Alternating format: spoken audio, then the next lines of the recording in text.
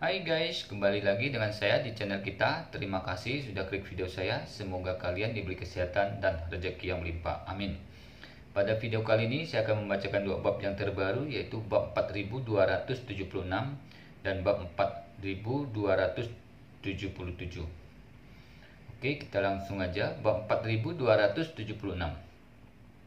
Untuk ayah dan anak dari keluarga Fei, meskipun mereka hanya melihat Ye Chen sekali atau dua kali, sudah sangat takut pada Ye Chen. Ini juga merupakan alasan mendasar mengapa mereka tidak berani pergi ke Ye Chen untuk membalas dendam setelah mereka menghadapi penghinaan ganda dari Ye Chen, baik secara mental maupun secara seksual. Dan tahu bahwa Ye Chen telah menculik cucu mereka. Tetapi mereka tidak pernah berpikir bahwa mereka tidak berani pergi ke Ye Chen, yang tidak berarti bahwa Ye Chen tidak berani datang kepada mereka.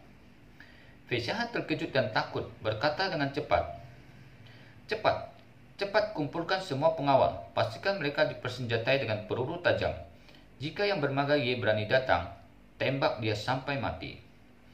Fei Xiaobin tidak berani menunda dan berkata dengan cepat, Oke ayah, aku akan membuat pengaturan sekarang. Fei Xiahan berkata lagi, Cepat, bawa aku ke tempat penampungan darurat dulu. Untuk keluarga besar seperti keluarga Fei, semua jenis bahaya keamanan harus diperhitungkan. Jadi mereka memiliki tempat pelindungan darurat yang dibangun 100 meter di bawah tanah di dalam manor. Shelter darurat ini hanya bisa menahan serangan bom nuklir dan pada dasarnya setingkat dengan shelter darurat Gedung Putih. Selama dia bisa bersembunyi di tempat penampungan darurat dan benar-benar menutup lorong, bahkan Dalau Jinjia tidak dapat menemukan orang-orang di dalam. Apalagi dilengkapi dengan sistem pendukung kehidupan yang sangat kuat dan material dalam jumlah besar, sehingga tidak masalah bagi belasan orang untuk tinggal di dalam selama setahun. Hanya saja, shelter darurat ini tidak pernah benar-benar digunakan sejak dibangun dan hanya dipertahankan sebagai fasilitas cadangan. Keluarga Fei juga percaya bahwa selama Perang Dunia Ketiga tidak terjadi, tempat ini pada dasarnya tidak akan digunakan. Tetapi tidak ada yang mengira bahwa karena seorang pemuda, tempat penampungan darurat ini akan berguna hari ini.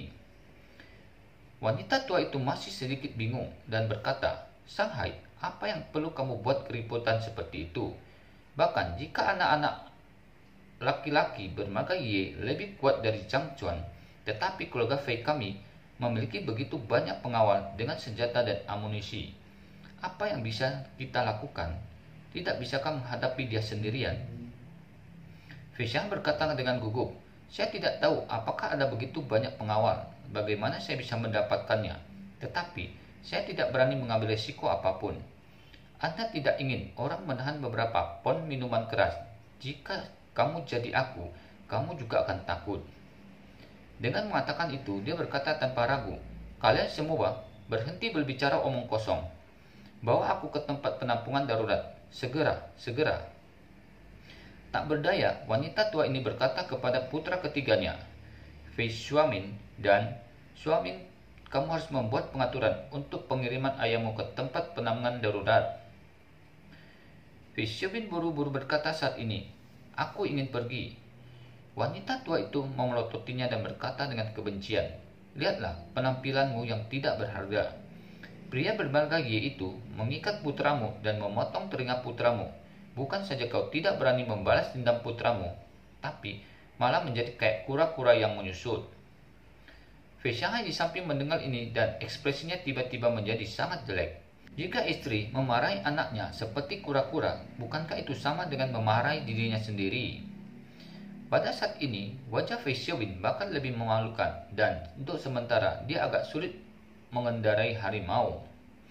Pada saat ini, pengurus rumah tangga Fei sangat bergegas masuk tanpa mengetuk pintu dan berkata, Tuan, ini tidak baik.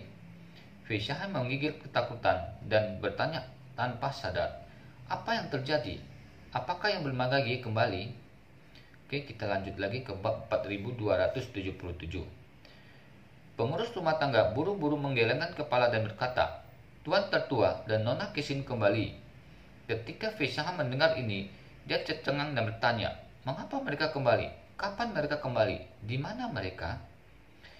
Pengurus rumah tangga berkata dengan cepat, "Orang itu memasuki bea cukai di Bandara Kennedy sekitar 10 menit yang lalu, dan saya tidak tahu di mana mereka sekarang." Fei Shanghai langsung marah dan berseru, "Bukankah saya katakan, selama mereka berdua berani kembali, mereka harus memberitahu saya sesegera mungkin.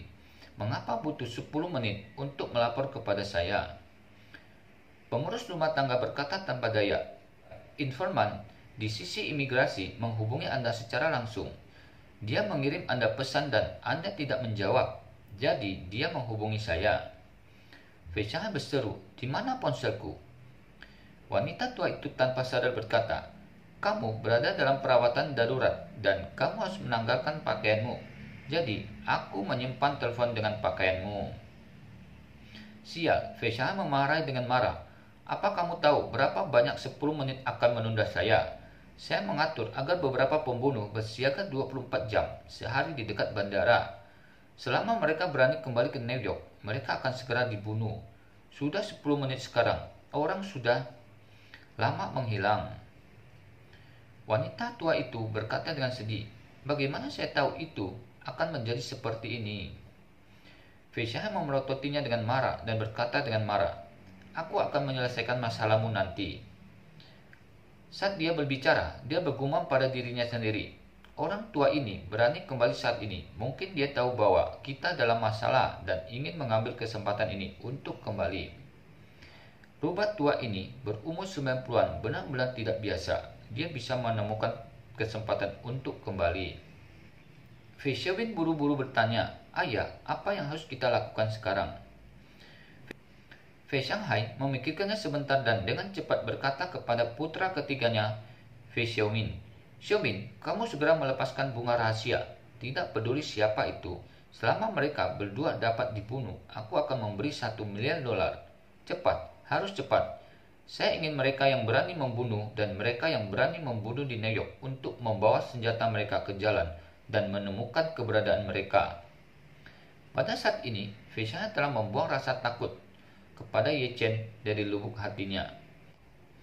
Dia tahu betul bahwa itu pasti bukan hal yang baik bagi ayahnya untuk kembali saat ini, dan itu mungkin hanya untuk mendapatkan kembali posisi tuan rumah. Fei Shanghai menunggu bertahun-tahun sebelum akhirnya mendapatkan kesempatan untuk memaksa Fei Yanzhong turun tahta dengan menggunakan cara yang tampak legal ditambah ancaman pembunuhan. Namun, begitu Fei Yanzhong kembali, dia berhak mengambil kembali sebagian besar aset keluarga Fei.